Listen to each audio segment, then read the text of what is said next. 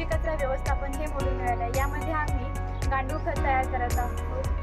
Professor Shinde SC यांच्या मार्गदर्शनाखाली. आपल्या कृषी क्षेत्रातील एक अत्यंत महत्त्वपूर्ण विषयावर चर्चा करण्यासाठी सध्याच्या वर्षी आम्ही आमच्या कृषी पदवी अभ्यासक्रमातील एक अत्यंत महत्त्वपूर्ण मॉड्यूल कृषी कचरा व्यवस्थापन शिकत आहोत.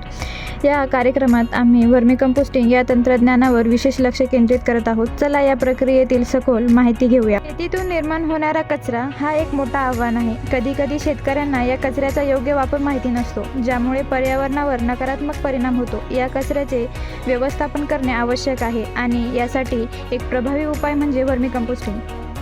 आता आपण थोडक्यात वर्मी कंपोस्टिंग म्हणजे काय हे समजून घेऊ. वर्मी कंपोस्टिंग म्हणजे पृथ्वीवरील कचऱ्याचे जैविक विघटन करण्यासाठी किडे, विशेषतः लाल किडे वापरणे. हे किडे शेतातील अवयव, पिकांचा कचरा आणि इतर जैविक सामग्री खाऊन त्याचा उत्तम सेंद्रिय खतात रूपांतर करतात. हे खत शेतकऱ्यांसाठी एक अत्यंत फायदेशीर संसाधन बनते, कारण ते मातीला पोषण प्रदान करते आणि शेतातील उत्पादकता वाढवते. चला आता आपण बघूया वर्मी बेडची लेअरिंग म्हणजे काय. वर्मी बेडच्या लेअरिंग म्हणजे विविध जैविक साहित्याची एकावर एक पायरी ठेवणे. या पद्धतीने किडे त्यावर काम करून सेंद्रिय कचरा विघटित करतात आणि खत तयार करतात. चला आता आपण बघूया वर्मी बेडमध्ये लेअरिंग व थर कसे करावे. पहिला थर मका तण मेस्ट्रॉ टाका. हे किड्यांसाठी एक चांगले आधार तयार करतात आणि हवा मिळवण्यास मदत करतात. दुसरा थर त्यावर निंबाचा पानांचा थर घाला. निंबाच्या पानाचा वापर किड्यांना जंतूपासून संरक्षण देतात. तिसरा थर सोयाबीन तण घाला. यामुळे किड्यांना अधिक पोषण मिळते आणि ते कार्यक्षमतेने काम करतात. चौथा थर पिकांचे तण घाला. यामुळे सेंद्रिय कचऱ्याचे अधिक प्रमाण मिळते. पाचवा थर गाईचे शेण कावडक टाका. यामुळे मातीला पोषण मिळते आणि किड्यांच्या कार्यामध्ये गती येते. पाणी प्रत्येक थरावर थोडे पाणी टाका, जेणेकरून बेडमध्ये ओलावा आणि आर्द्र राखता येईल. चला आता आपण बघूया गांडूळचे प्रकार जे आम्ही वापरलेले आहेत.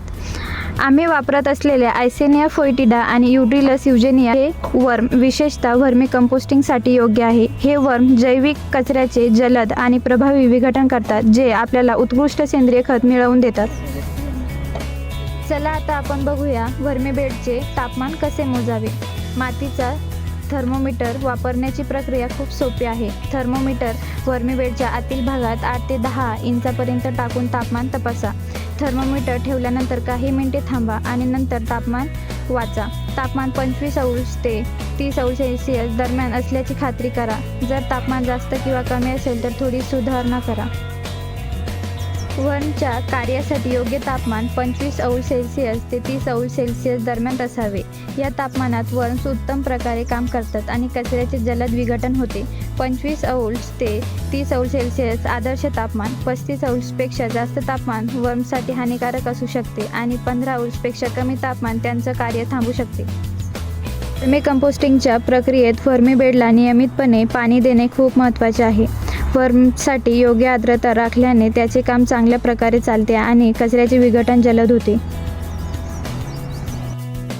8 दिवसानंतर वर्म आपल्या काम सुरू करतात आणि त्यांचं उंच बळून जातं, ज्यामुळे ते आपल्या कंपोस्टसाठी पोषक तत्वासह वर्मी वॉश तयार करतात. वर्मी वॉश हा एक नैतिक आणि उत्तम खत आहे, जो आपल्या बागेत वापरण्यासाठी खूप फायदेशीर ठरतो. होय मित्रांनो, 2 ते 3 महिने झाल्यावर वर्मी वॉश गोळा केल्यावर आता आपण वर्मी कंपोस्ट तयार होईल असं पाहू शकतात. साधारणतः 2 ते 3 महिन्यामध्ये वर्मी वॉश गोळा करून वर्म्स आपली काम पूर्ण करतात आणि वर्मी कंपोस्ट तयार होतो. वर्मी कंपोस्ट तयार झाल्यावर ते काळे, मऊ आणि सुगंधी असते आणि आपल्याला आपल्या बागेत पिकामध्ये किंवा झाडांच्या मुळ्यांना उत्तम पोषण देण्यासाठी वापरता येते. तर 2 ते 3 महिन्यांनी आपल्या मेहनतीचा परिपाक पहा आणि आपल्या बागेत त्याचा उपयोग करा.